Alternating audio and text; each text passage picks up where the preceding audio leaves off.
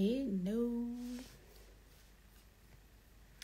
Je vous laisse vous connecter.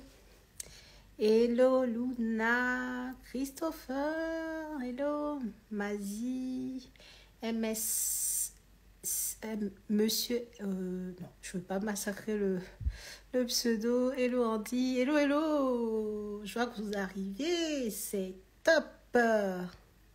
J'espère que vous allez bien. Coucou, vie productive. Hello Luna. From Belgium. Ok, super, super. J'espère que ça va bien là-bas. J'espère que vous allez tous et toutes très bien. Hello Finance Coach. Hello Niagatissa. Hello, hello, hello. Je vous vois arriver, c'est super. Bon, comme d'habitude la team. Comme d'habitude, avant de commencer le live, on va vérifier la partie technique parce que j'ai des écouteurs et souvent, je ne sais pas si vous m'entendez ou pas. Donc, dites-moi dans le chat, s'il vous plaît, est-ce que vous m'entendez bien? Est-ce que le son est good? Est-ce que vous me voyez? Je pense que oui, vous me voyez bien, mais dites-moi surtout si vous entendez bien le son. Ah, je vois déjà des cœurs. C'est bien, c'est bien. Il y a des habitués là.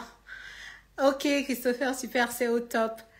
Super Luna, ok, super, super. Merci beaucoup. Il est 21h01. Là, aujourd'hui, là, on est au taquet de l'heure. Là, on est, hein? On peut pas faire mieux. On est très à l'heure et ça, c'est génial. Donc, on va pouvoir bien profiter de nos 1 heure de live, jeudi hebdomadaire. Limite, même moi, j'attends ça maintenant. La best du jeudi, yeah! C'est super. Merci, merci. Hello, Ameline.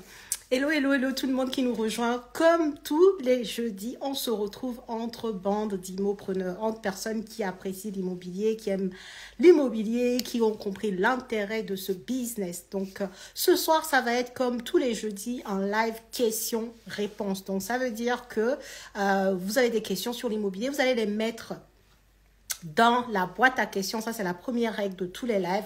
Les questions se mettent dans la boîte à questions pour que je ne les zappe pas. Parce qu'en fait, dans le chat, si vous les mettez, quand ça défile, des fois, j'oublie des questions. Donc, si tu veux absolument que je réponde, je puisse voir ta question et que je puisse y répondre, mets-le dans la boîte à questions, s'il te plaît. Donc, ça, c'est la première règle des lives du jeudi.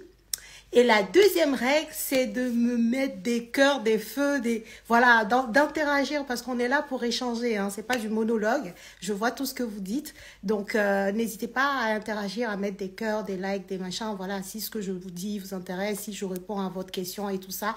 Donc, ça permet d'avoir de l'interaction. OK? Donc, ça, c'est les deux règles. Tac, tac, tac. Je pense qu'on est bon. On peut y aller. Comme d'habitude, ce que j'ai fait, je vous ai mis la boîte à questions, je crois que c'était hier mercredi, et vous avez posé des questions. Je crois que même en story, j'ai partagé certaines questions et j'ai dit que j'y répondrai aujourd'hui. Donc, on va commencer par ces questions-là, ok? Et direct, dès que toi, tu as des questions, peut-être que tu avais déjà préparé tes questions avant de te connecter au live. Donc, tu peux commencer à mettre tes questions dans la boîte à questions, le temps que je finisse avec les questions que certains ont posées dans la boîte à questions hier en story, et ensuite je vais commencer à regarder les questions que tu auras mis dans la boîte à questions. Voilà, tout simplement les quelques règles du live. Donc, on va commencer. Je vais me présenter rapidement aussi pour les personnes qui vont me découvrir à travers ce live, que je mets toujours le replay sur notre communauté, plutôt YouTube. Donc, le replay sera disponible sur YouTube. Hein, ok? Donc, je suis Célie Dorido. Je suis immopreneur, donc quelqu'un qui investit dans l'immobilier de façon rentable, spécialement dans les immeubles de rapport et pour du locatif. Donc, ça fait quelques années maintenant que je suis dans l'immobilier. Si tu le sais, j'ai quitté mon emploi depuis 2021 et je suis full-time immopreneur et entrepreneur également.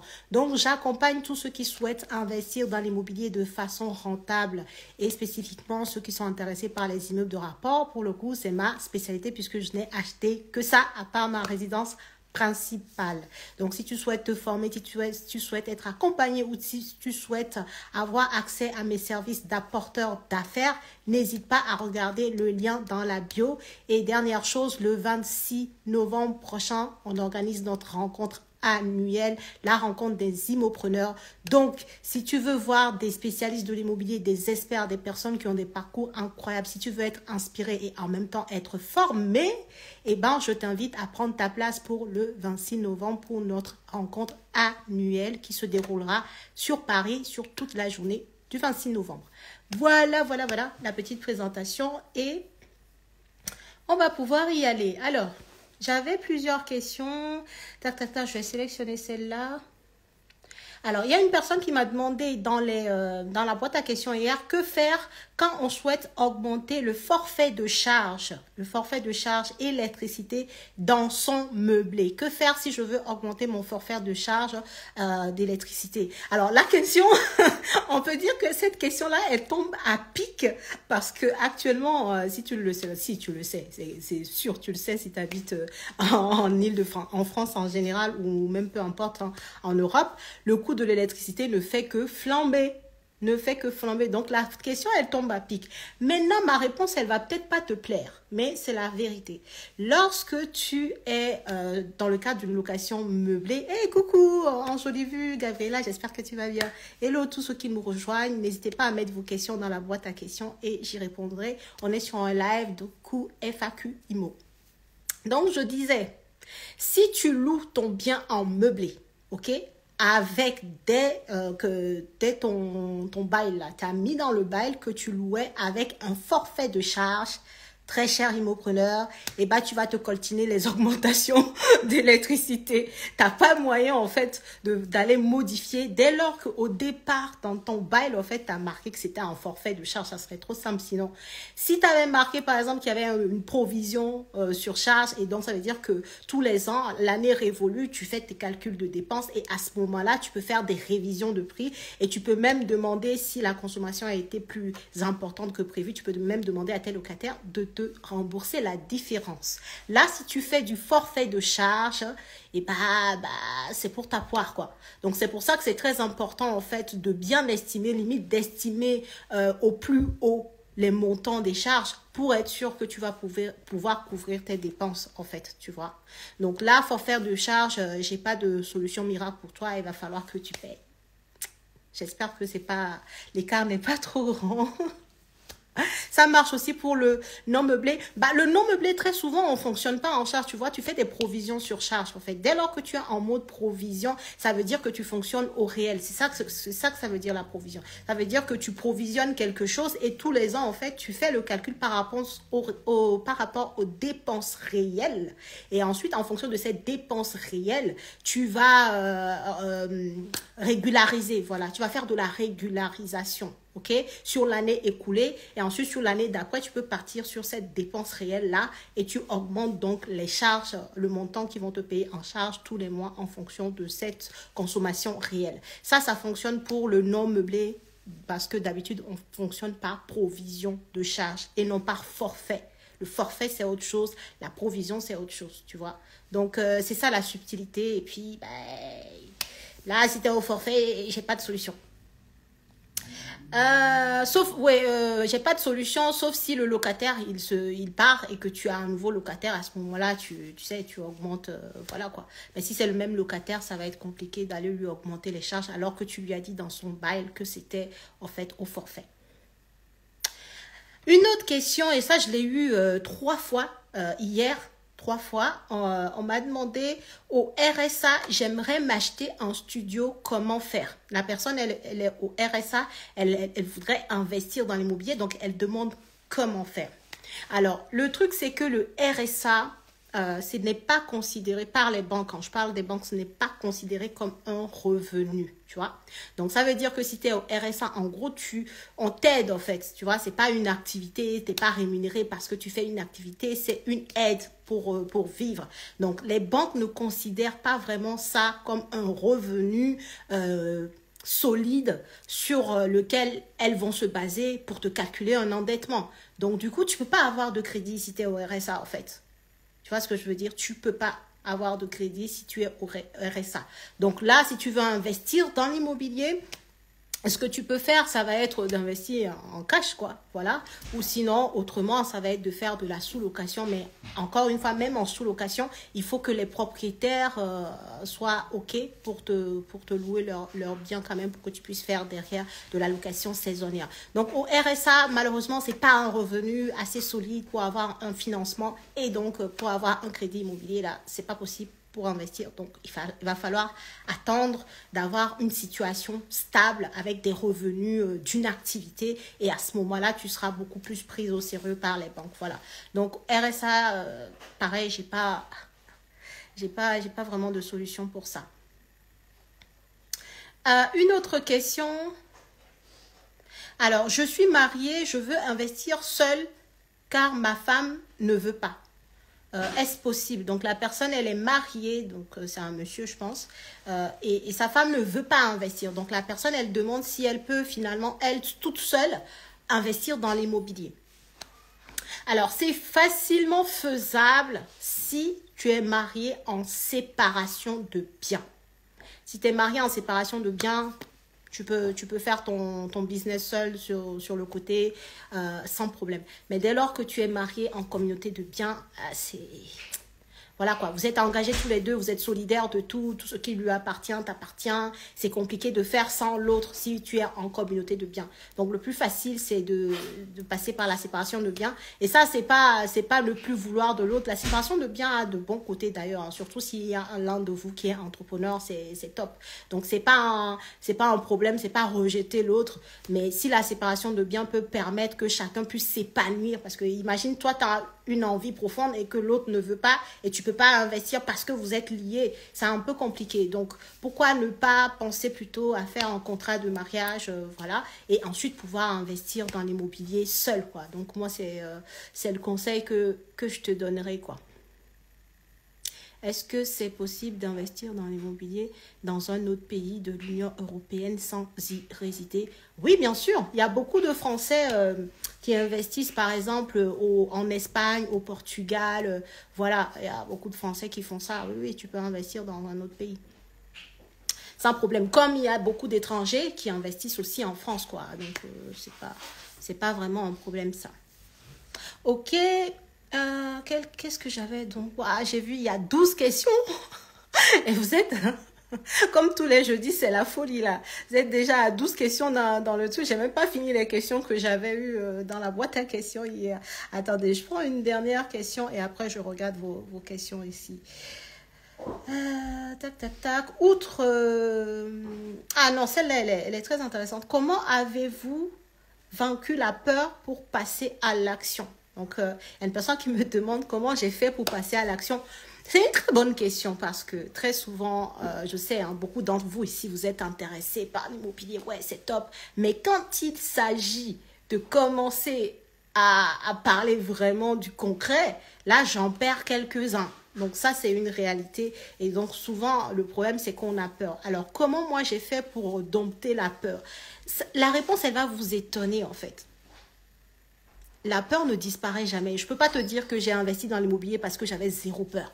Ça, c'est pas, ça serait te mentir, quoi. En fait, pour mon premier investissement, la veille, là, avant d'aller signer, j'étais comme ça. J'étais en mode, malgré les calculs, malgré tout, il y a toujours un monsieur doute qui est un peu quelque part. Donc, ce n'est pas quelque chose que tu vas éradiquer pour pouvoir passer à l'action. Ce qui va t'atténuer la peur, parce que moi, je parle pour moi, ça a atténué ma peur. Ce qui m'a atténué la peur, c'est de m'entourer, c'est-à-dire de parler à des personnes qui sont dans l'immobilier, des personnes qui ont déjà investi, des personnes qui ont de jolis parcours, des personnes qui ont vraiment réussi, même s'ils ont eu des galères. Parce que quand je dis ils ont réussi, ça ne veut pas dire qu'ils n'ont pas eu de galères. Mais des personnes qui sont capables de dire, oui, moi j'ai eu ça, mais au final, ça s'est résolu parce que j'ai fait ça, ça, ça. Voilà, la première chose, c'était de m'entourer de personnes qui avaient déjà réussi et donc de voir comment ils ont fait et d'écouter aussi les difficultés qu'ils ont eues et la manière dont ils se sont en sortis pour me dire, ok, même si ça marche pas bien, j'ai ça à faire pour que ça aille mieux. Donc, c'est la première chose. La deuxième chose, ça a été la connaissance. Ça, tu vas pas y échapper, en fait. C'est-à-dire, Très souvent, d'ailleurs, hein, logiquement, tu as peur de quelque chose que tu ne connais pas. Tu as peur de l'inconnu, quoi. Tu vois, tu as peur de l'inconnu parce que tu te dis, ah, bah, qu'est-ce qui pourrait se passer? Parce que tu ne maîtrises pas, en fait. Donc, la chose à faire, ça serait de te former, ça serait de chercher à avoir des connaissances sur le domaine qui t'intéresse, notamment sur l'immobilier. Donc, n'hésite pas à te former. Tu peux passer par des livres. Il y a des livres très intéressants sur l'investissement immobilier. Tu peux regarder des vidéos YouTube pour vraiment avoir une culture sur l'immobilier, l'investissement immobilier rentable. Et également, il va falloir à un moment donné que tu payes. D'accord? Tu payes le prix de la formation de quelqu'un qui est déjà passé par là et qui va te donner le processus, c'est-à-dire va te donner la ligne directrice à suivre pour aller de ton point A au point B ou C ou D qui t'intéresse en fait. Ça, tu ne le trouveras pas sur les réseaux sociaux, tu ne le trouveras pas gratuitement. Tu trouveras des vidéos pêle-mêle, mais c'est dit, j'ai encore pas trouvé ça. Quelqu'un qui te donne la méthode de A à Z comme ça, il va falloir que tu payes pour avoir cette information-là aussi carrée, aussi cadrée, pour aller de ton point A à ton point B, quoi, tu vois. Donc ça, c'est la deuxième chose aussi qui aide beaucoup à avoir la connaissance, s'armer intellectuellement du domaine en question pour justement atténuer la peur. Tu vas pas le supprimer, tu vas l'atténuer pour pouvoir passer à l'action. Maintenant, elle s'éteint lorsque tu fais l'action, c'est-à-dire tu as investi, ça a fonctionné, tu vois les loyers tomber. Et à ce moment-là, après, la peur, voilà quoi, calme-moi, mon deuxième, troisième bien, limite, je voulais que le matin arrive vite, que j'aille faire ma visite d'avant-signature et d'aller signer, tu vois.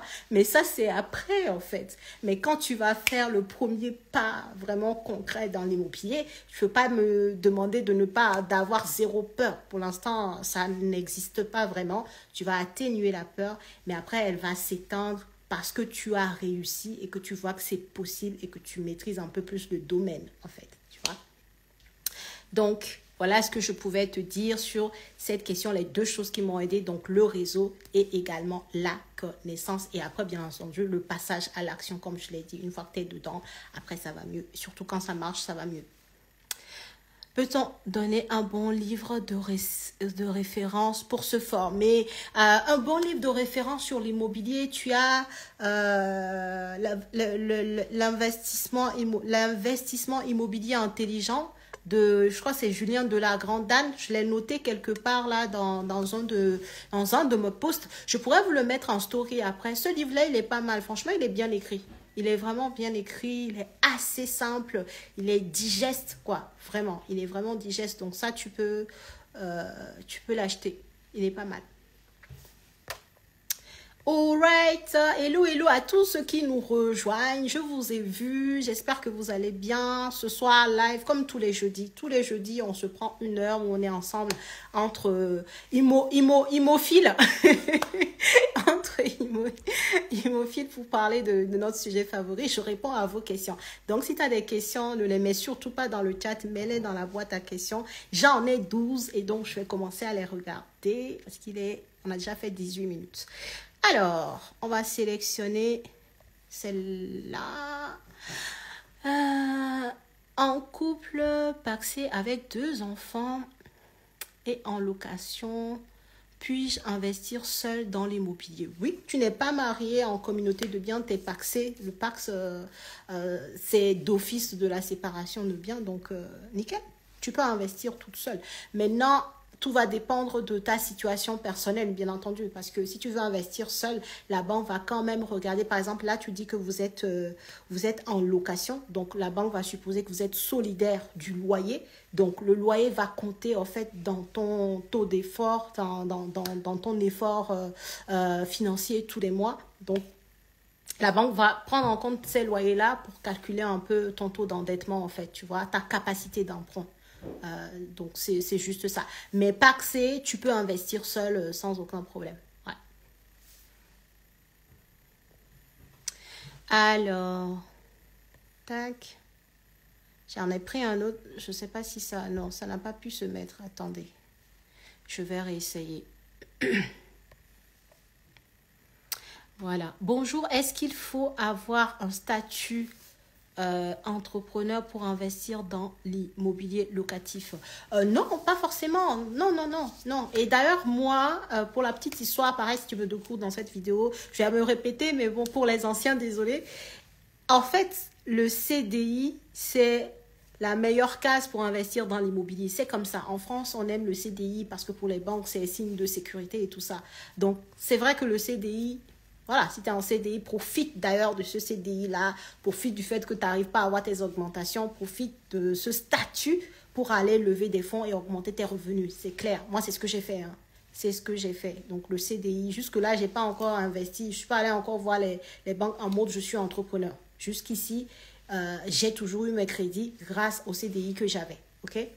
Maintenant, si tu es entrepreneur, tu peux également investir dans l'immobilier. Mais comme je le disais déjà dans le live de la semaine dernière, tu peux investir, mais ça te demandera un peu plus de temps. La banque voudra voir si ton entreprise est assez solide, si les revenus sont assez récurrents et pouvoir lisser un peu tout ça pour te sortir une capacité d'emprunt, en fait, avant de pouvoir te financer. Donc, quand tu es entrepreneur, il va te falloir à minima 2 ans de bilan. C'est, voilà, 2 bilans, pardon, 2 bilans. Donc, ça veut dire que 2 ans révolus, en fait, ok, de travail avant de pouvoir aller voir les banques minimum. Voilà. Autrement, si tu es dans un CDI, dès lors que tu sors de ta période d'essai, c'est good, tu peux aller voir ton banquier. Alors, tac, tac, tac. Là, j'en ai sélectionné, ok. Quand on débute, est-ce qu'on devrait passer par un chasseur IMO ou chercher tout seul? Bah, si tu as le temps matériel, ok, si tu as le temps de chercher ton bien immobilier, bon, moi, je te conseille de commencer seul. Tu te formes, bien entendu, comme tu l'as si bien dit, et ensuite, tu commences à aller sur le terrain pour justement assimiler et pratiquer la formation que tu as faite en fait. Et qu'est-ce que ça va te permettre? Tu vois, si tu es en mode comme moi, tu veux vraiment être immopreneur, tu veux agrandir ton patrimoine, tu veux avoir plein de biens, bah, si tu passes à chaque fois par un chasseur immo, moi je fais de la chasse immo, voilà, ça coûte ce que ça doit coûter en fait, parce que les gens mettent le temps pour te chercher le bien idéal avec la rentabilité que vous vous êtes convenu. Donc, oui, forcément, les gens vont te faire gagner de l'argent, donc ça coûte ce que ça doit coûter, tu vois. Mais si tu veux avoir 4, 5, 6 biens, est-ce qu'à chaque fois, tu vas sortir cette somme? Est-ce que ce n'est pas mieux de soi-même savoir comment on fait, de commencer à le faire et au cas où, vraiment, sur un des investissements, si tu n'arrives pas à avoir le temps matériel, de le déléguer, justement. Donc, moi, je suis toujours partisane d'apprendre à faire les choses soi-même. Et si vraiment, vraiment seulement c'est compliqué, alors on pense à déléguer. Donc moi, je te dirais dans un premier temps, cherche à faire toi-même, quoi. Forme-toi et passe à l'action, pratique ce que tu apprends. Voilà, voilà. Toc, toc, toc. Alors, une question qu'on me pose beaucoup, beaucoup, la team CPF, là. Est-ce qu'il y a la team? Mettez les cœurs, ceux qui sont de la team CPF, là, que je vois un peu, qui sont de la team CPF dans le live. Parce que cette question-là, je la reçois tellement. Est-ce qu'il y a des gens qui sont en mode CPF, là? Mettez des cœurs pour que je vois. Si je vois beaucoup de cœurs, c'est que vous êtes vraiment nombreux pour le coup à vouloir avoir des formations financées par votre CPF. Ah, ouais, d'accord, quand même. Hein. Ah, d'accord. Alors, le CPF, ma formation, en fait, n'est pas au CPF pour le coup. Ça va peut-être évoluer. Si ça l'est, je vous dirai, mais n'attends pas le CPF pour te former, ok? Quand le CPF n'existait pas, à mon époque, il n'y avait pas de CPF, je ne me suis pas trop posé de questions, je me suis formée en fait, tout simplement. Donc, si tu trouves que ce que je véhicule t'intéresse, si tu trouves que ma manière d'expliquer les choses te convient, prends ma formation tout simplement en fait. N'attends pas le CPF ou voilà. Donc, j'ai pas de formation au CPF. Après, tu as des facilités de paiement. Donc, si ça peut t'intéresser, n'hésite pas. Mais voilà quoi. Si tu veux te former, forme-toi.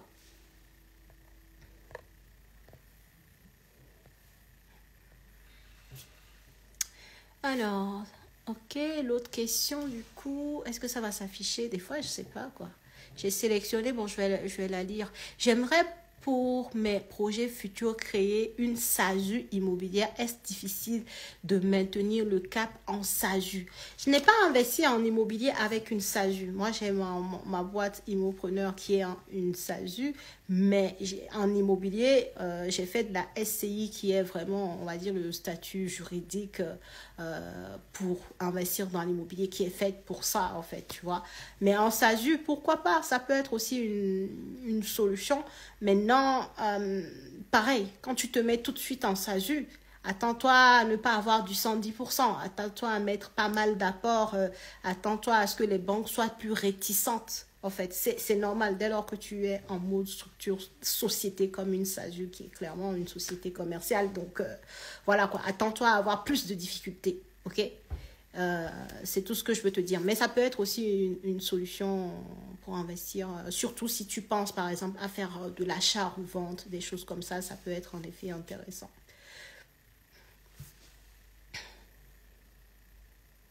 Bonjour, il y a une personne qui a écrit en question. Bonjour. Bah, bonjour. Alors, une autre question. Tac. Ah, celle-là, pourquoi elle ne veut pas partir? Attends, comment? Ah, ok, c'est bon. Comment faire quand on a des travaux à faire sur un bien déjà en location et que la poche des travaux est épuisée? Wow! Ok, si tu n'as plus de budget travaux alors que tu as encore des travaux à faire, il va falloir mettre de ta poche. C'est-à-dire, si j'imagine que c'est parce que tu as fait un crédit immobilier avec travaux, au final, tu as commencé les travaux et là, en fait, les travaux ne sont pas finis, mais l'enveloppe travaux est terminée. Dans ce cas-là, il va falloir que tu mettes de ta poche. Mais non, si ce n'est pas, en fait, des travaux, par exemple, qui impacterait la vie, tu vois, de tel locataire.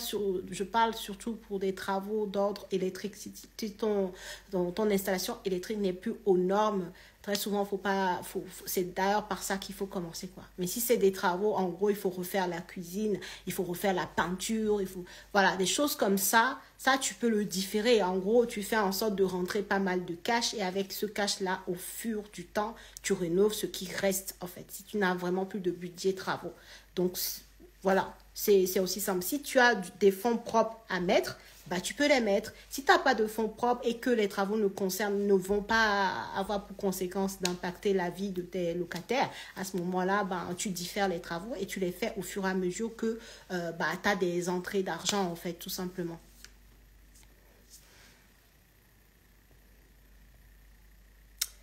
All right.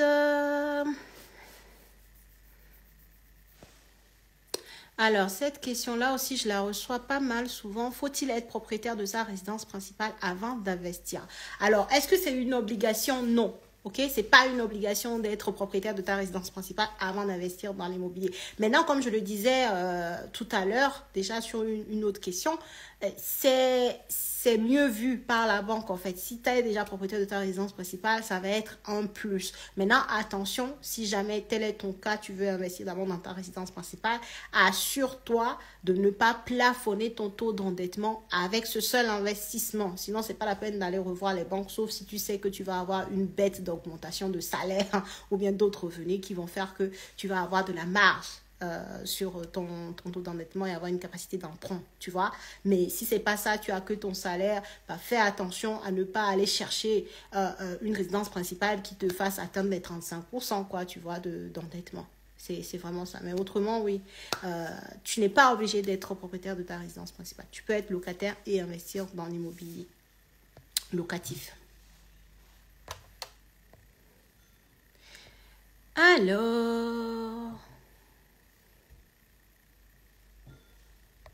Alors, quelqu'un qui demande, j'habite dans le Val d'Oise, la formation, l'accompagnement se fait en visio, rendez-vous téléphonique ou physique. Et bah, tu as les deux. Tu as les deux. Tu as, un accompagnement très spécifique sur les immeubles de rapport ou les accompagnements en one-to-one que je fais sur les immeubles de rapport. Oui, on peut avoir des rendez-vous physiques, mais en soi, c'est pas des rendez-vous pour se regarder dans les yeux. Hein. Les rendez-vous physiques, c'est pour visiter un immeuble de rapport, par exemple. Tu vois, c'est vraiment pour t'emmener sur le terrain, pour t'apprendre à visiter ton bien et tout ça, quoi. Voilà, c'est plutôt dans ce sens-là qu'on se voit. Mais autrement, le reste, si c'est pour échanger, si c'est pour parler des choses que tu n'as pas comprises et tout ça, ça se fait à distance. Donc, par Zoom ou par Teams, en fonction des applications que les gens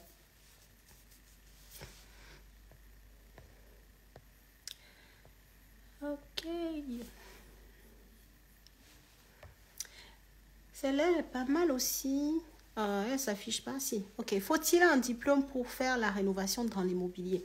Tu veux dire pour toi, c'est-à-dire toi en tant que bailleur, est-ce que tu as besoin d'un diplôme si tu veux faire toi-même tes travaux? En fait, tu n'as pas besoin de diplôme. Mais non, par contre, sache qu'il y a des travaux qui ont besoin d'être sous garantie. Ok? Donc, si toi-même tu n'es pas plombier, si toi-même tu n'es pas charpentier, ok?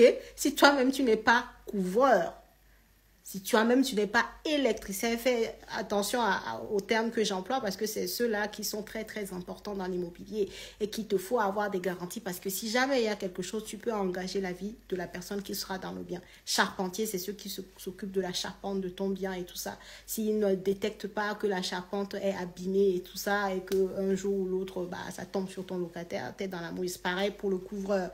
Ça, c'est du gros œuvre. L'électricien, l'électricité, il ne faut même pas y toucher, même si tu te crois bricoleur de fou malade. Laisse les professionnels faire parce qu'ils ont justement l'assurance derrière eux. Si jamais il y a un problème, leur assurance va intervenir. Mais si toi, tu le fais et qu'il y a un problème avec ton locataire, tu vas t'adresser à qui? Tu vas aller en prison. Moi, je suis toujours là.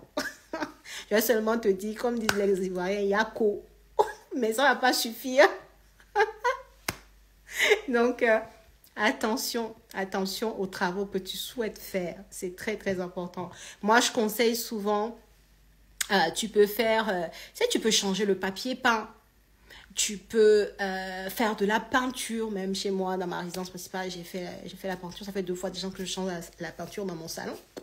Voilà, tu peux refaire le sol, c'est-à-dire tu peux enlever le sol existant, tu vois, et mettre un nouveau parquet, des choses comme ça. Tu peux monter la cuisine, tu peux monter, voilà, tu vois, les meubles, des trucs comme ça. Mais la plomberie, genre toute la tuyauterie de plomberie, l'électricité, la charpente, la toiture, des choses comme ça, il faut laisser ça vraiment aux professionnels qui, eux, ont des garanties.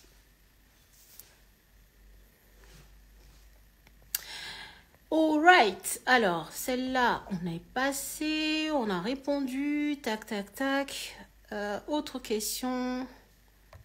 C'est toujours le match là. Le match, je ne sais pas si vous allez voir la question. C'est un match souvent. Doré cache. Je ne sais pas pourquoi, j'arrive pas à faire afficher ta question. Je crois qu'elle est affichée là, non? Non, elle ne s'affiche pas. Bon, la personne demande l'achat, revente ou la location, tu me recommandes quoi? Ah là là là là, je sais pas pourquoi vous allez toujours mettre ça en match, quoi. Il n'y a pas de match, en fait. L'achat-revente, c'est une stratégie d'investissement. D'ailleurs, au séminaire, j'aurai une pointure sur l'achat-revente.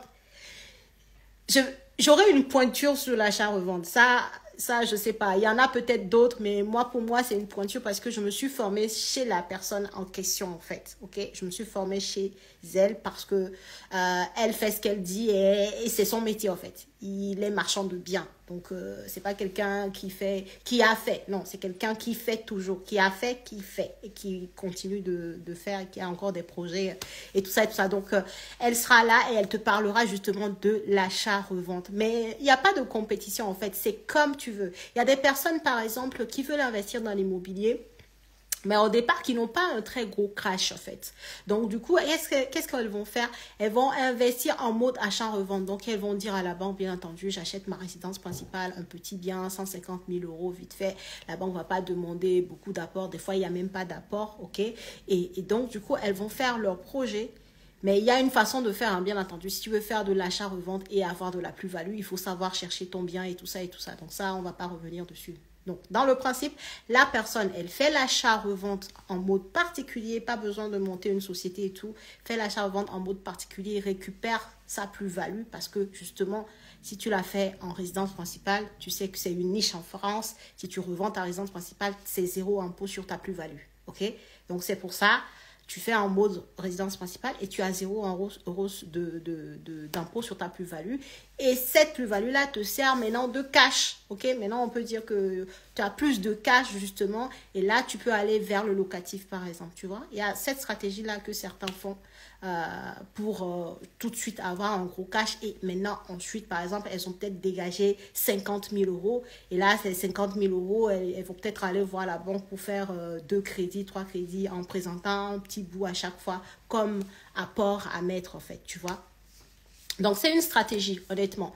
Ça dépend de toi, en fait. Et il y a des personnes comme moi qui sont très attachées au bâti. Moi, j'aime ce truc de posséder les biens. J'aime parce que j'imagine mes enfants. Moi, je suis arrivée, j'avais personne en France et tout ça. Hein.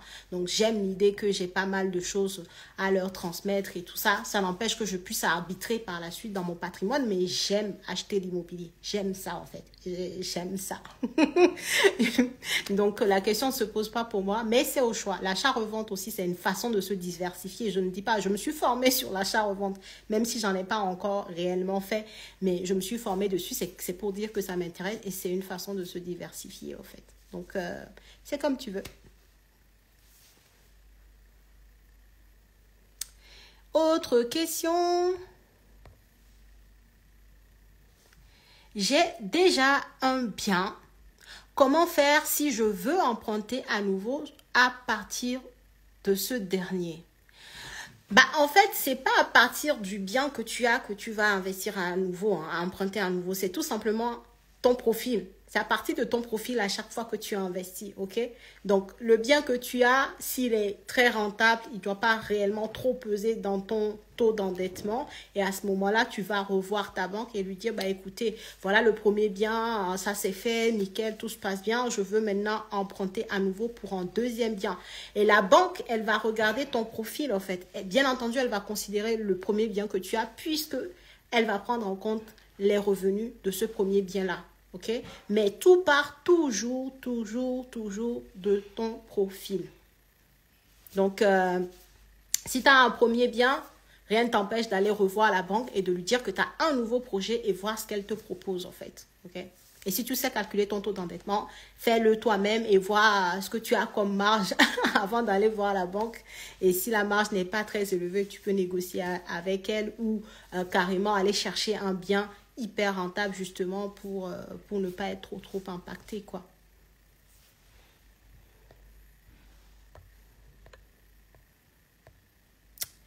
Ok.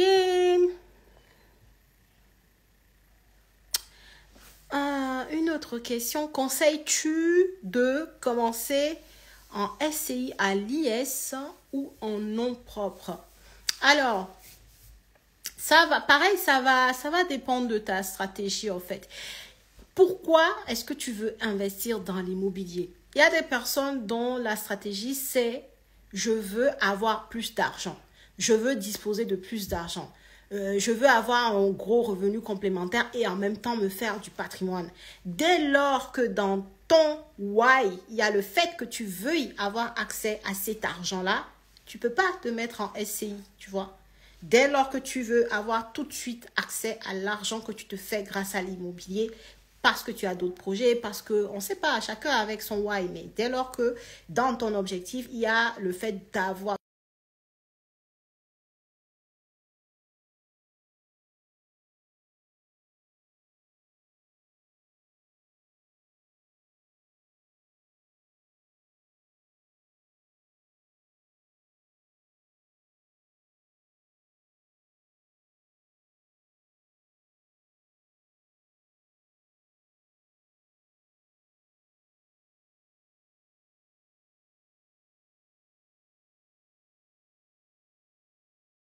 il n'y a pas de réponse toute faite qui va correspondre à tout le monde.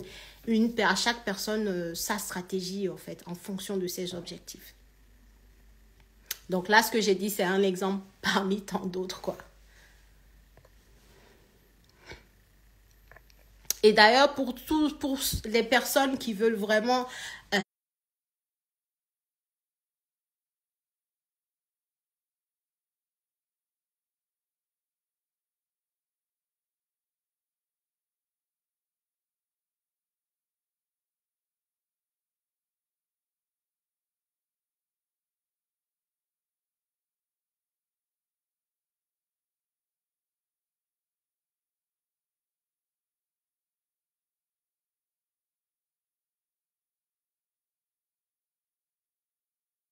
savoir c'est quoi ma stratégie et tout ça, ça c'est quelque chose que je fais en coaching individuel où tu m'expliques un peu ton profil, combien tu gagnes, qu'est-ce que tu veux, quel est ton pourquoi et tout ça et on voit ça ensemble. Mais tu peux également aller voir un avocat fiscaliste. Tu peux aller voir également si tu as déjà un expert comptable, peut-être parce que tu es entrepreneur et tout ça, tu peux également discuter avec lui.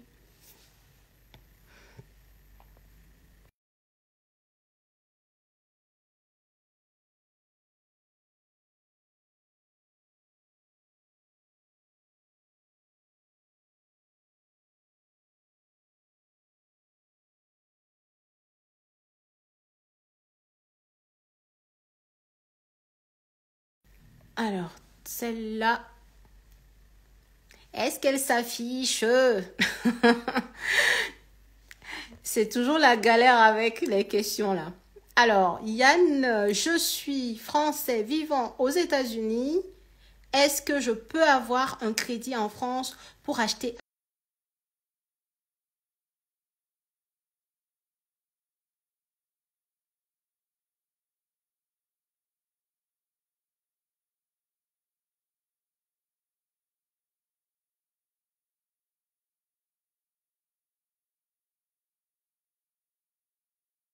un bien?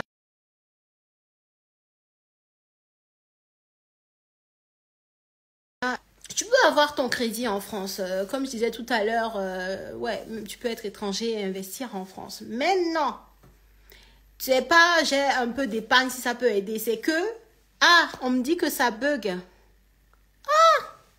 Pourquoi? Vous me voyez plus? Ça ne marche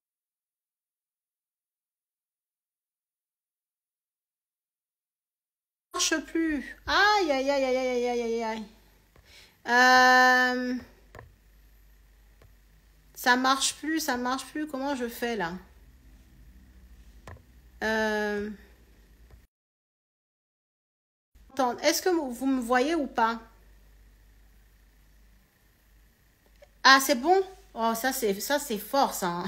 Parce que j'ai rien fait du tout et c'est revenu. Bah écoutez, tant mieux, tant mieux. Il y a des coupures, oui, ça bug.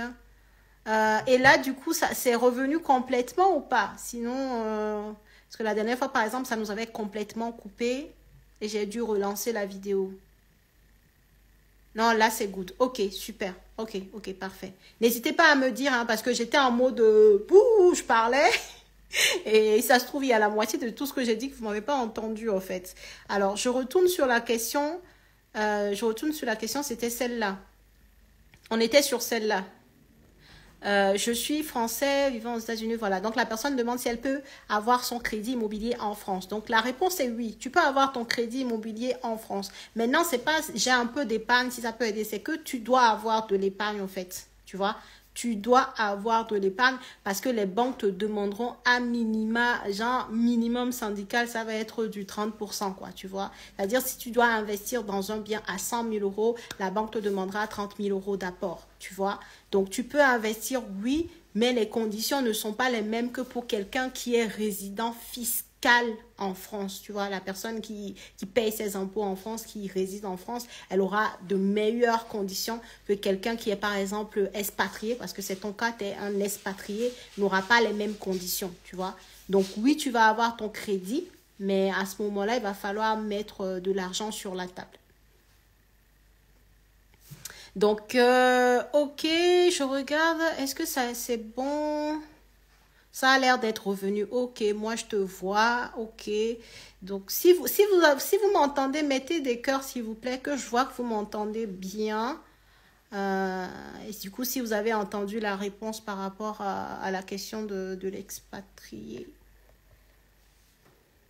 Je compte vendre ma résidence principale pour un projet de construction, mais j'hésite à vendre, à vendre ou à louer. Ah, c'est bon, je vois vos cœurs. À vendre ou à louer ma résidence principale. Que me conseilles-tu? Je compte vendre ma résidence principale pour un projet de construction, mais j'hésite. Bah, en fait, la réponse, elle va être très simple. Cette résidence principale-là, comment elle impacte, en fait, ton taux d'endettement?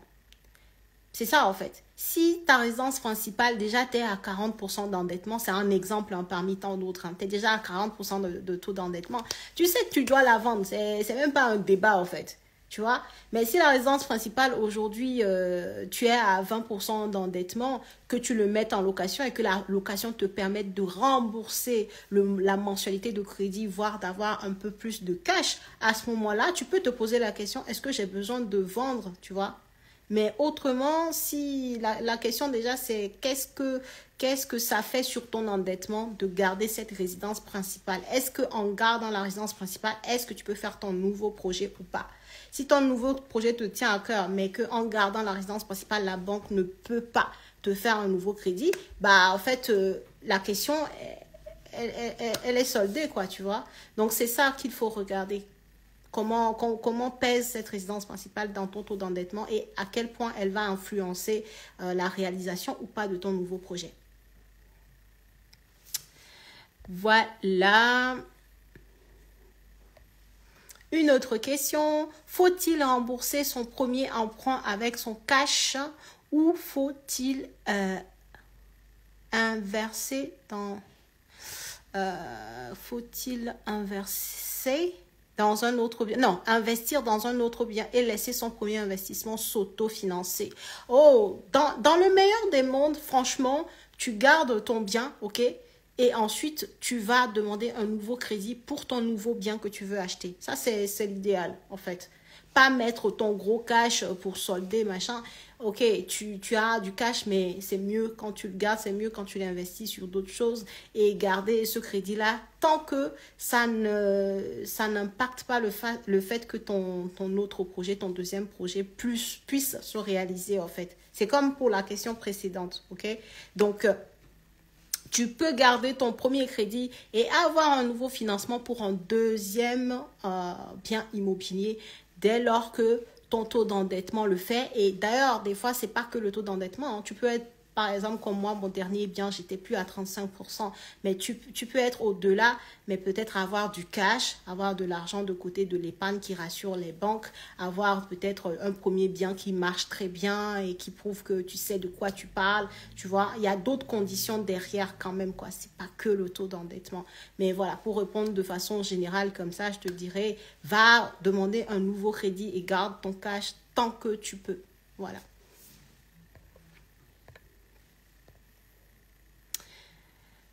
Alors, il y a une personne qui demande quels sont les taux actuels sur 20 ans. Sur 20 ans, je crois que tu es autour de 2%. Tu es quand même autour de 2%. Alors, j'ai une personne qui a eu récemment du 1,85 sur 20 ans. C'est un très bon taux. Mais autrement, de façon générale, on va dire le bon taux, le bon taux, le taux moyen, c'est autour de 2% sur 20 ans, quoi. C'est déjà pas mal. Et là, vous le savez, hein, j'en ai parlé là en début de semaine, le taux d'usure qui a un peu augmenté. On est passé de 2,57% sur les crédits de 20 ans et plus à 3,05%. Donc, ce qui fait un peu de bout et qui va faire en sorte que quand même, les dossiers vont pouvoir repasser. On va pouvoir laisser quelques dossiers, quoi. Donc, si tu as un projet immobilier là, ce trimestre-là, go chercher ton financement en fait. Parce que le taux d'usure, ça se renouvelle tous les trimestres. Donc, le prochain taux d'usure, on le connaîtra le 1er janvier 2023. Comme on ne sait pas ce que ça va être et qu'au moins on sait que le taux d'usure du dernier trimestre est plutôt favorable, tu sais ce qu'il te reste à faire, quoi. Alors, je regarde quand même dans le chat parce que des fois, je vois quand même des questions passer qui ne sont pas dans la boîte à questions. Je vois si vous avez posé d'autres questions. 2%, ça...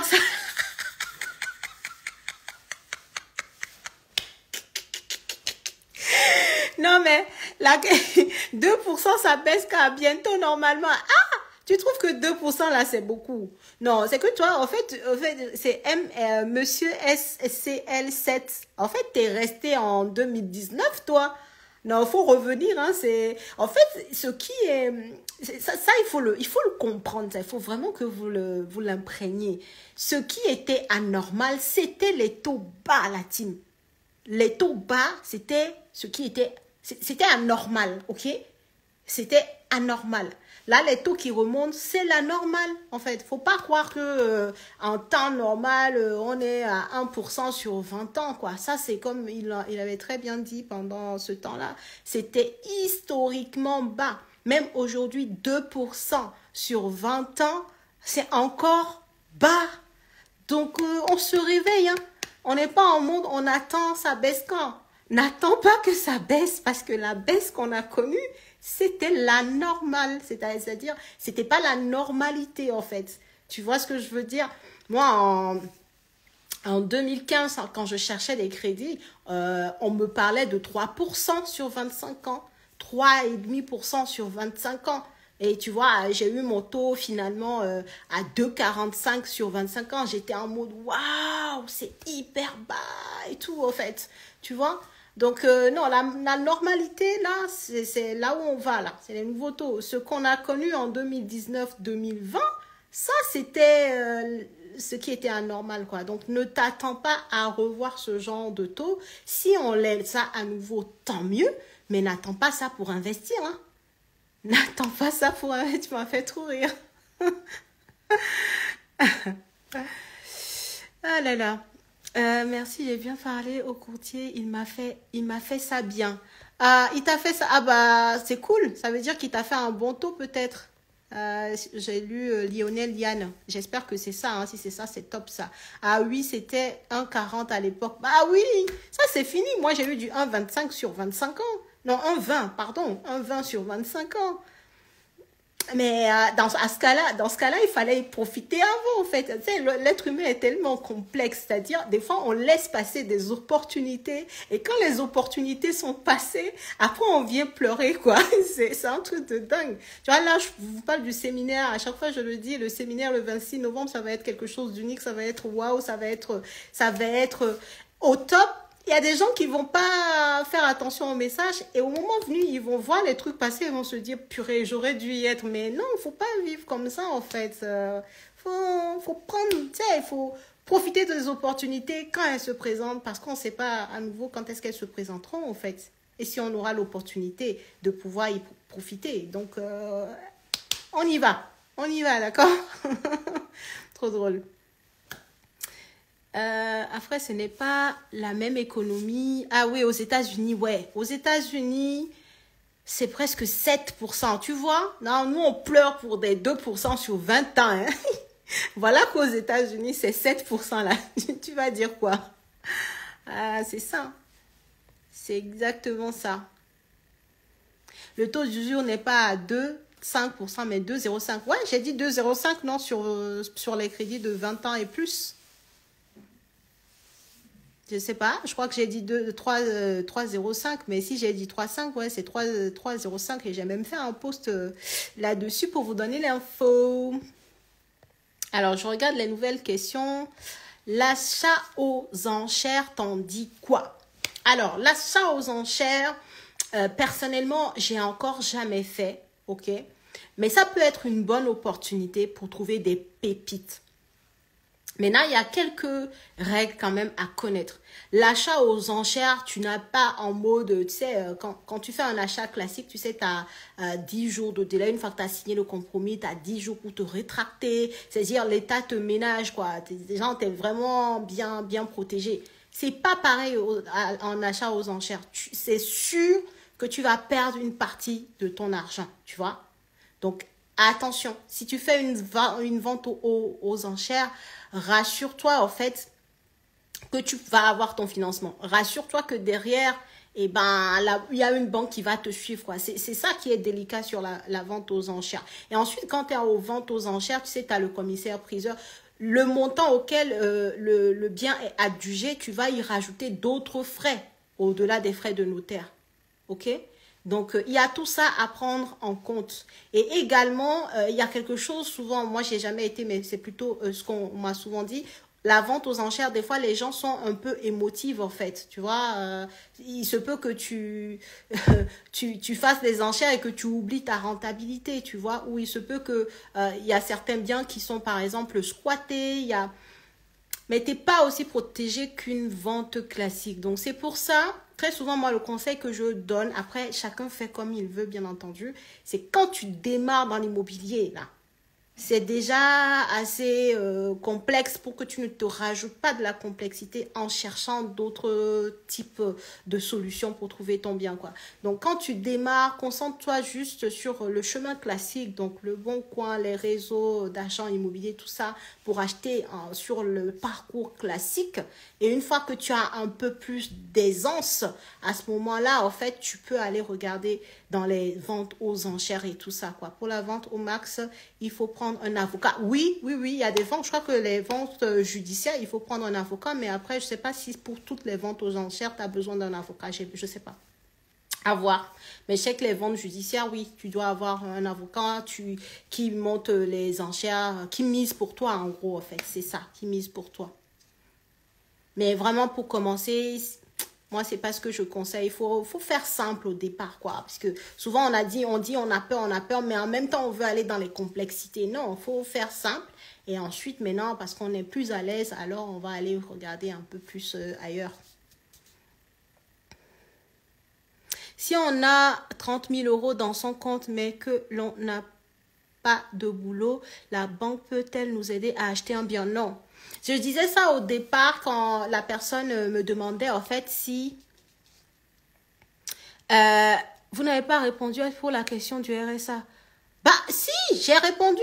Tu nous as peut-être rejoint après, Yael. Je crois que c'est l'une des premières questions à laquelle j'ai répondu. Si, j'ai répondu et je disais justement qu'il te faut un CDI en fait, tu vois.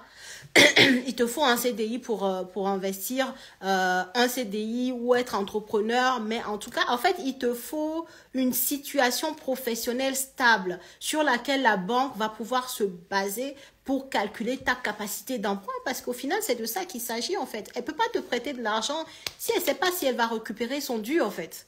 Donc, si t'as pas un travail récurrent, si t'as pas quelque chose, tu vois, tu peux avoir de l'épargne, 30 000 €, comment est-ce qu'elle va se rassurer que tu vas pouvoir lui rembourser les mensualités, tu vois, c'est ça, en fait. C'est la banque, son problème, c'est que tu puisses lui rembourser son argent. Donc, tout ce qu'elle fait concourt à vérifier que tu as la capacité de remboursement. Et s'il y a un grain de sel dans son analyse de risque, ça ne va pas le faire, quoi. Il y a TJF qui dit « Un débutant aura pas assez d'armes aux enchères. » Voilà, face aux aguerris, voilà. Franchement, les débutants, non, quoi. Enfin, moi, je ne le conseille pas, en tout cas. Maintenant, comme j'ai dit, après, chacun fait comme il veut. Mais de tout ce que moi, j'ai entendu sur les enchères, voilà, quand tu démarres, fais le chemin classique, ne te complique pas la tâche. Et une fois que tu as un peu plus d'aisance, tu peux aller regarder par là. Parce qu'apparemment, on peut y faire de bonnes affaires. Mais comme j'en ai pas encore fait, donc je mets au conditionnel. Ok, donc RSA, j'ai dit que c'était pas possible du coup. Hein. J'ai dit que c'était pas possible parce que ça représente pas un revenu solide pour la banque, quoi. C'est pas, tu vois, c'est une aide, c'est pas, tu travailles pas pour ça, donc c'est pas assez solide pour la banque pour se baser dessus et te faire un crédit. Que penses-tu de la sous-location professionnelle? Ah, ça c'est très bien aussi. Bah, la sous-location professionnelle, je crois que j'en avais parlé dans le live dernier, de la semaine dernière, et je disais que c'était une très bonne solution en fait pour les personnes qui n'ont pas en fait de moyens, en tout cas comme la personne qui demandait si elle peut avoir son financement, et je lui disais que c'était pas possible parce qu'elle n'avait pas la situation professionnelle, en tout cas pour, et ben ces genres de profils là, tu peux aller vers la sous-location en fait, parce que la sous-location c'est un moyen de te faire de l'argent grâce à l'immobilier sans devoir passer par la case de la banque. Ok, mais ça veut dire que tu ne vas pas acheter ton bien, tu vas utiliser le bien d'autrui pour en faire du business. Donc c'est top. Et la bonne nouvelle, quand je vous dis que le 26 novembre, il faut être là, vous pensez que c'est de la blague. On ne pleure pas après, comme dirait quelqu'un. Hein. Soyez là. Le 26 novembre, il y aura des pros de la sous-location pour vous parler de leur sujet d'expertise. Okay? Il y a des personnes qui ont cette stratégie-là en immobilier de faire de la sous-location professionnelle et elles seront là pour vous expliquer c'est quoi la sous-location, à quoi il faut faire attention. Elles vont vous apporter leur savoir et vous aurez le temps également de discuter avec elles après la conférence autour d'un bon repas de traiteur. Ah. Bref, ceux qui seront là verront. Donc, soyez là, il y aura des pros, des experts qui font de la sous-location et qui vous parleront de leur expertise, tout simplement, quoi. C'est un excellent levier, Riyad, et on sera... Ah, bah voilà, voilà, soyez là pour écouter, voilà. Des gens qui font que ça, qui ont plusieurs biens en sous-location, ça fonctionne, c'est pas du... Voilà, quoi. Moi, sachez que toutes les personnes qui sont des experts qui viennent intervenir dans mes conférences, ce sont des personnes qui sont comme moi, qui font ce qu'ils disent. Je ne prends pas des gens que je ne connais pas ou... C'est des gens qui sont dans ma ligne de conduite, en fait, des gens qui font. Et je sais, je vois, je sais qu'ils font. Sinon, je ne les invite pas parce que, voilà, il faut matcher par rapport à ce que je vous montre. Les gens que j'invite sont comme moi, en fait. Donc, soyez là si vous voulez justement avoir cette ouverture d'esprit sur les différentes stratégies immobilières qui existent.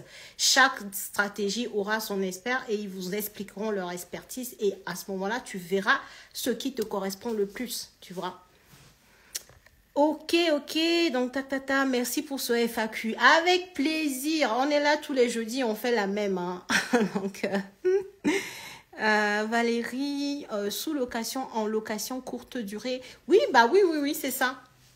Sous-location, en gros, tu as ta société de sous-location et ensuite, en fait, tu en fais, tu fais de la location saisonnière avec le bien pour justement en tirer du bénéfice, en fait, tu vois. Donc... je les laisserai de toute façon en parler mieux que moi puisque personnellement, je ne fais pas de la sous-location. Bonsoir, merci pour tout ce que tu fais. J'admire ton parcours. Tu es... Oh, merci. Merci Fahen, ça fait plaisir. Merci beaucoup. Merci pour les interactions aussi. Hein. Franchement, depuis là, je vois à chaque fois que vous êtes là, vous vous déconnectez pas. C'est génial, quoi, en fait. Et puis, ça pousse aussi à vous donner le meilleur parce que vous recevez le message, en fait. Donc, c'est du donnant-donnant. Ça fait plaisir. Merci beaucoup. Alors, il est 22h, purée. Je viens de regarder. Désolée. Je sais pas, j'ai dû crier dans mes oreillettes, là. Parce que je regardais comme ça et j'avais pas encore levé l'œil pour regarder l'heure sur mon iPhone. Il est 22h déjà, la team. Ah là là là là là là. Bon, ok. Je vais prendre les... Je crois que j'ai 2 autres questions. Après, c'est tout. 2 ou 3. Ok. Comment ça se passe quand on achète un immeuble avec des locataires en place et qu'on veut faire des travaux? C'est simple, tu négocies avec ton locataire et très souvent, moi je l'ai déjà fait, les locataires en fait, à part les personnes âgées qui ont leurs habitudes et qui n'ont pas envie que tu le changes même si tu veux changer pour le mieux, la majorité seront toujours d'accord pour que tu leur remplaces une cuisine, tu vois, pour que tu leur refasses une peinture, pour que tu vois, pour que par exemple tu mettes l'électricité aux normes parce que je vous assure, hein, il y a des gens qui ont des immeubles et puis l'électricité n'est pas aux normes et puis ce n'est pas leur affaire, mais c'est pas ce que moi je conseille à vous ici, en tout cas dans ma communauté, ça c'est clair. Donc du coup, si tu tombes sur ce genre de bien, eh ben, tu négocies avec le locataire, tu lui expliques en fait tout simplement le bienfait du truc en fait. Lui, il va pouvoir avoir un logement plus fonctionnel, plus sécure, plus voilà, en fonction du type de rénovation que tu vas y faire. Et toi derrière, tu es aussi rassuré de le mettre dans un environnement qui est ok. La seule chose que tu dois lui dire pour qu'il soit vraiment rassuré, c'est que tu vas pas lui augmenter le loyer, quoi. Parce que si tu lui dis en mode, bon, laissez-moi votre logement, je compte faire des travaux, mais en même temps, je vais en profiter pour augmenter le loyer, tu vois bien que vous n'allez pas beaucoup vous entendre, tu vois. Mais si tu vas lui laisser le même loyer et qu'il va avoir un meilleur confort, même à toi, à sa place, est-ce que tu dirais non, tu vois. Donc, à négocier avec le locataire, dans la plupart des cas, ça passe. Hein. Franchement, ça passe. De mon côté, j'ai investi quand j'avais 19 ans après mon CDI. Bravo Fayenne, c'est super. Bravo à toi. Maintenant, j'ai 27, mais mon locataire ne paye plus son loyer. Oh! Ah, ça, c'est moins drôle. Ça, c'est moins drôle. Je ne sais pas, tu es dans une procédure, j'espère, hein, parce que du coup, ça fait combien de temps qu'il ne paye plus? Qu'est-ce que tu as mis en place et tout à regarder, quoi. Mais laisse pas comme ça, en fait. Hein. Bats-toi pour récupérer ton logement, quoi. Voilà. Même si ça peut prendre du temps, bats-toi et récupère. C'est vraiment, c'est important.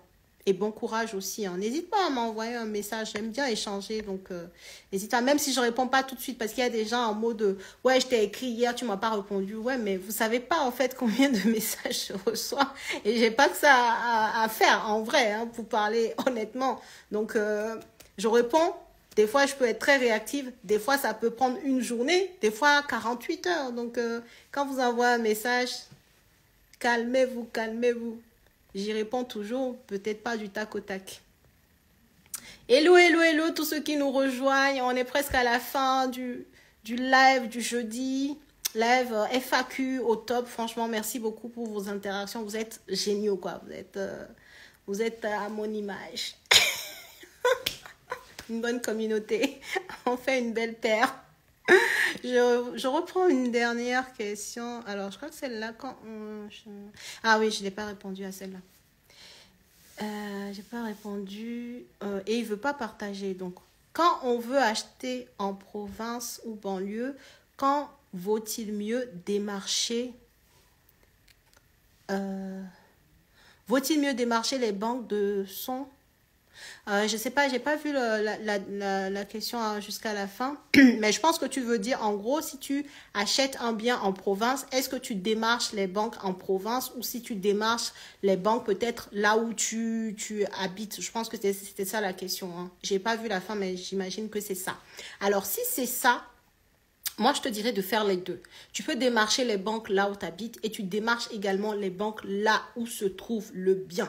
Parce que si c'est en Provence, il se peut que ce soit un bien qui soit déjà bien connu parce que les Provences, voilà, tu as des petites villes, 10 000, 15 000 habitants. Si le bien est assez bien situé, il est peut-être connu et tu vas parler au banquier. Quand tu vas lui dire, ouais, mon bien, il se trouve là, il va dire, ah, bah attends, c'est ça, c'est ici, machin, machin. Ça peut t'ouvrir d'autres portes en fait. Donc, n'hésite pas à faire les deux. Tu fais les banques là où tu vis. Tu fais les banques là où se situe le bien. Tu maximises tes chances. Parce que toi, tu es en mode, tu veux trouver la banque déjà qui te dise oui avec les meilleures conditions. Donc, tu multiplies en fait les demandes pour être sûr de pouvoir avoir du choix à la fin et te décider sur quelque chose qui correspond plus à tout ce que tu cherches comme condition bancaire. Donc, il n'y a pas de ici ou là. C'est ici et là. On est partout. On est partout. Donc, c'est ce que je pourrais te dire sur cette question-là. Tac, tac, tac, tac, tac. J'ai encore d'autres questions, la team. Hein, j'ai encore d'autres questions. Attends. Peux-tu nous parler du séminaire? Comment se déroulera-t-il? Quel expert aura-t-il? Oh là là, les curieux d'ici. Si je peux vous parler du séminaire, je crois que j'ai commencé à en parler un peu quand je vous disais que ça sera un événement unique. Le séminaire se déroulera à Paris, dans un lieu qui nous ressemble. Ici, dans la communauté des immopreneurs, vous savez que j'aime la pierre. J'aime la pierre, c'est une passion. Donc, le lieu là, il nous ressemble. Je vous montrerai peut-être des choses en story et tout ça. Ne vous inquiétez pas, ça vient. Mais vous pouvez me faire confiance sur le lieu là. Ça nous ressemble, ça c'est sûr. Le séminaire se déroulera sur la journée. Ça aussi, il faut le savoir. Ça veut dire que tu arrives à 8h30, tu as le petit déj et tout ça. Tu commences à networker et tout ça, à te mettre à l'aise. On démarrera le séminaire un peu à 9h, 9h15. On aura une pause à midi. On reprendra vers 13h30. Et on va terminer à 18h30. C'est vraiment sur la journée. Et pour ceux qui ont pris le pass VIP, on se retrouvera en petit comité avec des experts pour pouvoir avoir un temps plus long d'échange en fait que tu n'auras entre midi et deux parce qu'on sera quand même plus d'une centaine de personnes.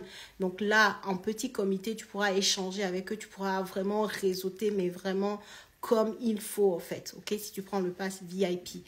Donc, sur les intervenants, sache qu'il y aura un intervenant par étape du processus immobilier. Donc, je m'explique. Quand tu veux investir dans l'immobilier, tu commences à faire tes recherches. Donc, tu as accès à un agent immobilier. Tu commences ensuite à regarder sur la fiscalité, parce que la fiscalité passe toujours avant d'acheter. Donc, tu auras un avocat en droit fiscal. Ensuite, tu vas avoir un notaire. OK? Il y aura un notaire parce que tu veux signer le compromis et tout ça. Tu veux penser transmission. Tu vas avoir également un artisan. Tu vas avoir un architecte d'intérieur. Pour choisir tes biens, tu vas décider de quelle stratégie. Est-ce que je veux je vais acheter un immeuble de rapport. Oh, ok, je veux m'intéresser à la colocation. Il y a une spécialiste dessus. Je veux m'intéresser à la sous-location. Je peux pas faire autrement pour l'instant. Il y a des experts là-dessus. Je veux faire de l'achat-revente pour démarrer. Il y a un expert de l'achat-revente, tu vois.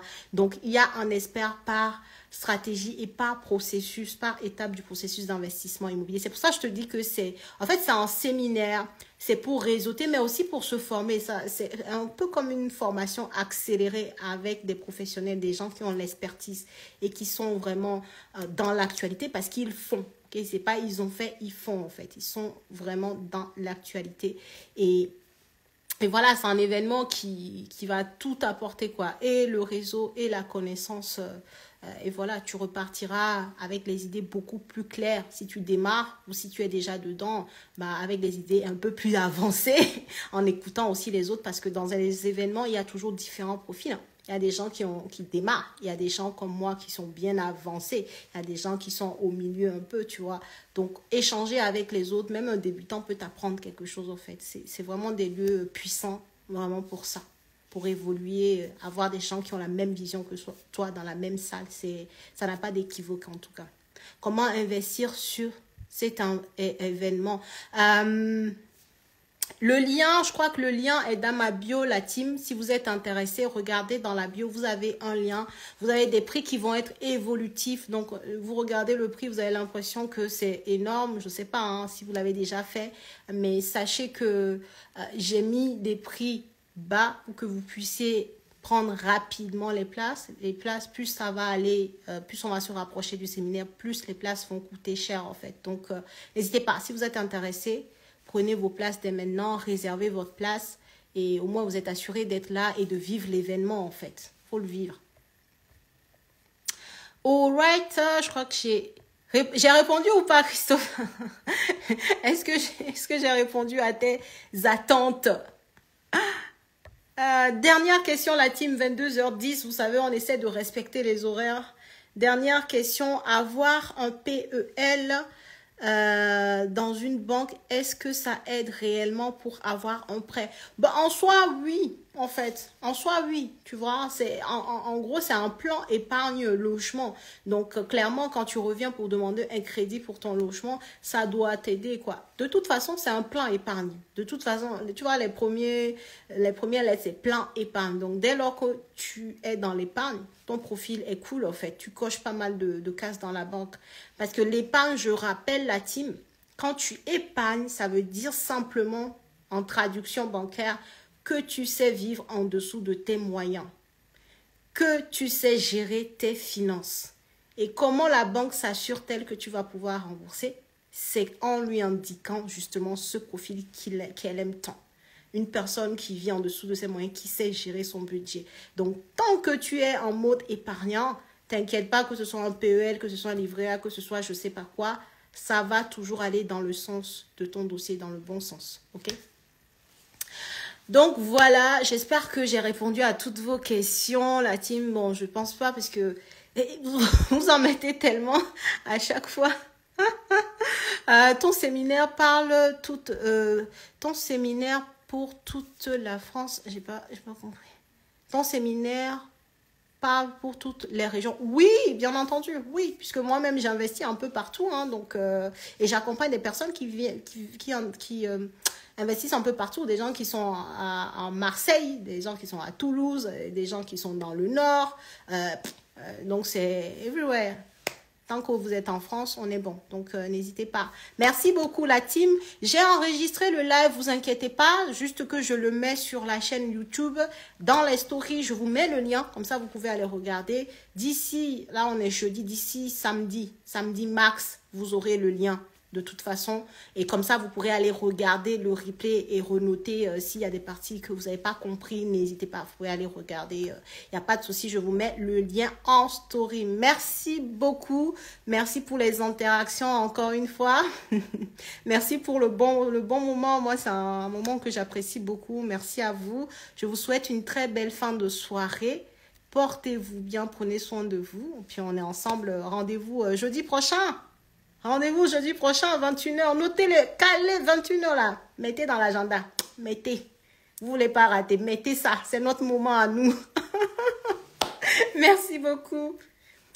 Salut, salut tout le monde. Bonne nuit, bonne soirée à vous.